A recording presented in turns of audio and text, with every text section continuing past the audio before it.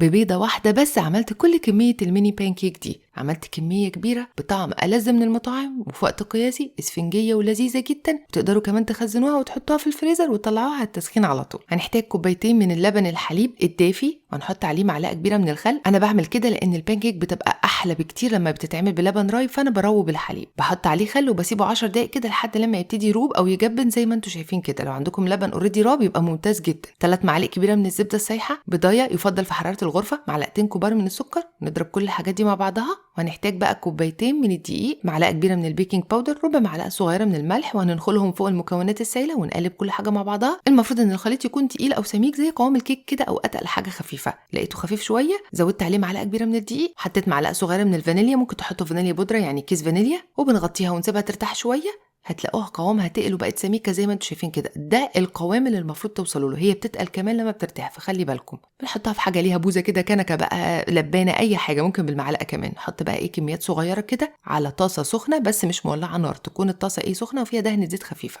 اول ما تعمل فقاعات من فوق كده بنقلبها على الناحيه الثانيه، يا دوبك لسعه خفيفه، وبنرفعها، ما نسيبهاش تطول على الناحيه الثانيه. نسكبها تعمل فقاعات، نقلبها ونرفعها بعدها على طول. ممكن كمان تستخدموا الازاز بتاعه الصوصات دي، بتاعه الكاتشب والحاجات دي بتبقى حلوه قوي برده. بتسكبها برده بكميات صغيره كده وتبقى سهله. اهم حاجه الطاسه سخنه بس مش مولعه نار. وبس كده، جربوها وليه رايكم فيها.